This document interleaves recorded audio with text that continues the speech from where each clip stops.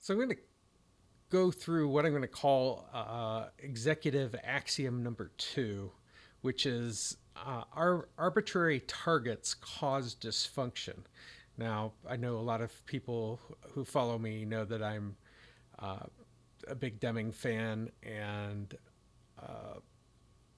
he's the one that talked a lot about arbitrary numerical targets. But there's so many things that I've learned over the years with regards to the use of targets and see in almost every organization.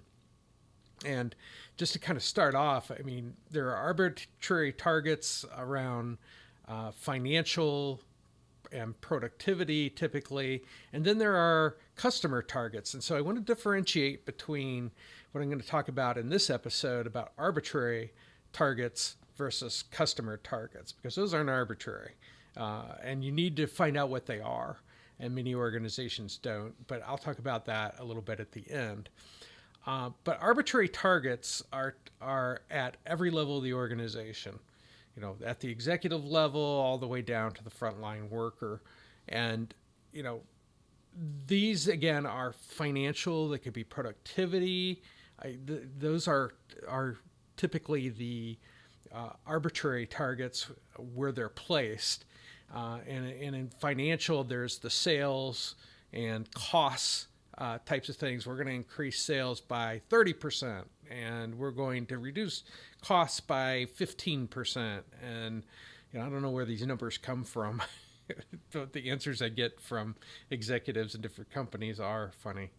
But then there's the productivity numbers, right? We're going to take a number of calls that you have to do, maybe on the front line, the certain service level that you have to complete, certain amount of productivity you have to get, make so many widgets in an organization.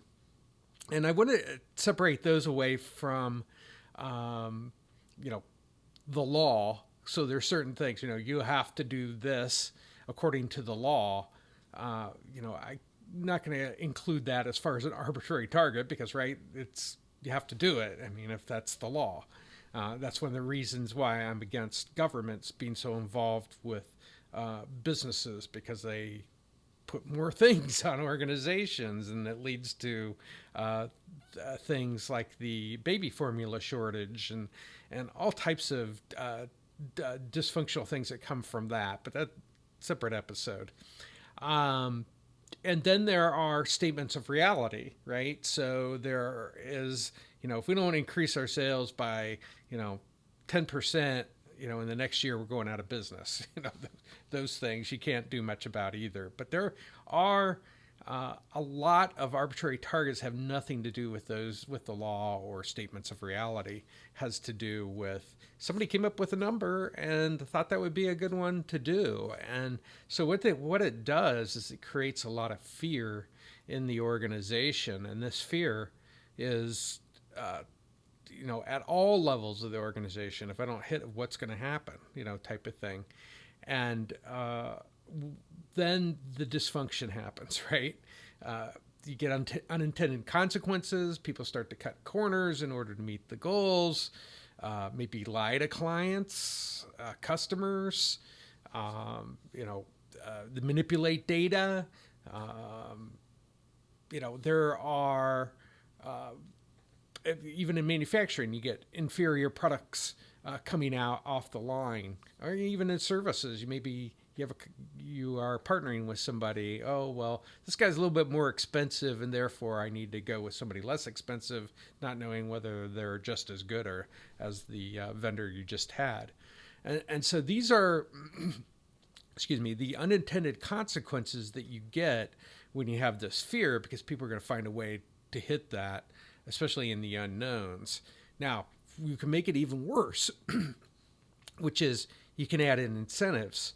You can, by virtue of adding the incentives, you have just exponentially multiplied the things around cutting corners and things, because people want to get their bonus, right? And I've got to do this. There's the carrot and the stick, right? There's the fear of, do I lose my job if I don't hit this number? Those types of things. And so targets, arbitrary targets, begs the question of by what method.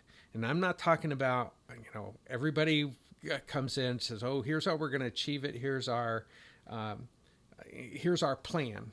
We got a plan here that's going to, I think that's a good step. And it's usually a strategic plan, right? Something that you do once a year at the end of 1 year, looking forward to the next year. And, that's all fine and well until, as Mike Tyson says, you get punched in the nose. Then the plan has to go out the window. And that's why one of the things that I build with organizations is a very dynamic type of strategic plan that's always being updated, always being changed, because that's the way innovation happens. That's the way improvements happen. You learn, you say, oh, we were going to do this and now we're not because it doesn't make sense to, because it's something that just isn't going to work out. But some organizations will sit with that strategic plan and write it right into the ditch, their organization. So you need something more dynamic in order to make that happen. So what do I suggest? Well, the first thing you do is you study your organization, customer in. It's always where, again, with every organization, you get a better idea of what your purpose is and your aim. You get clarity around that. Everybody can see it, and nobody's going to argue about what the customer sees is happening in your organization. When you can look at your organization from this customer in perspective, then you are already levels ahead of many organizations. The second thing you're going to do is you're going to understand what the customer targets are. What is the customer asking for when you're dealing with them in a sales situation, in a customer service type of situation. And you would need to get great clarity on that. And that's why always my engagements begin with these identifying the customer targets by virtue of studying your organization, customer in. And then the other thing is, once you know what those targets are, is your system capable of meeting it?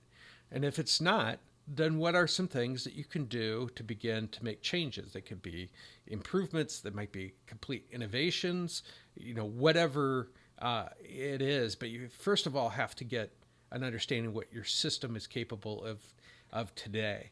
Because, if your system's capable of doing 5 million in sales and somebody says you're going to increase that 6 million, by what method, as Dr. Deming would say? And so you're left with the question of, okay, how are we going to go about doing this? And if you have a dynamic program of innovation and improvement going in your organization, then no problem, right? I mean, it should be something that's obvious, but it needs to be affecting these customer targets that you identify by studying the organization customer in. That is what I wanted to cover in this executive axiom number 2. And remember, there is always a better way.